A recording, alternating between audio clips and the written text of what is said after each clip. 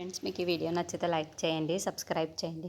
భూమి అలా మాట్లాడినందుకు భూమి కంటే ఎక్కువ, గగన్ కంటే ఎక్కువ కృష్ణప్రసాద్ ఏడుస్తూ ఉంటాడు.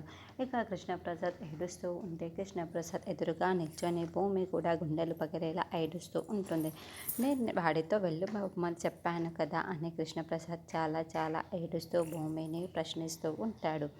వెళ్ళిపోదామని అనుకున్నాను మామయ్య, కానీ భూమి అంటే మరి ఎందుకు ఇలా చేశావమ్మా అని కృష్ణప్రసాద్ గుండెలు పగిలేలా ఏడుస్తూ ప్రశ్నిస్తూ ఉంటాడు.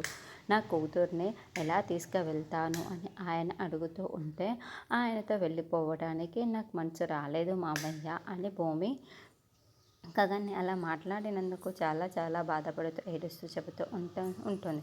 కానీ వాడి మనసు విరిగిపోయింది కదా అమ్మ అని కృష్ణప్రసాద్ అంటాడు. ఆ ప్రశ్నకి భూమి సమాధానం చెప్పలేక ఏడుస్తూ ఉంటుంది.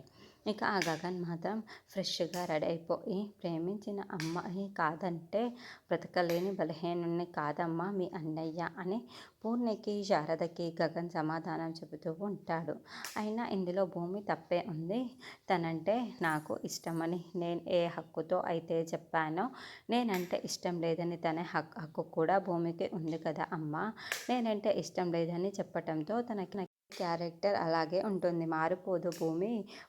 భూమి మంచితనం అని శారద పూర్ణిని 2 చేతులతో కూడా దగ్గరికి తీసుకొని గగన్ వాళ్ళకి ధైర్యం చెబుతూ ఉంటాడు. ఇక్కడేమో భూమి గుండెలు పగిలేలా ఏడుస్తూ ఉంటుంది. మరి భూమిని మర్చిపోయి గగన్ న్యూ లైఫ్ని స్టార్ట్ చేస్తాడా?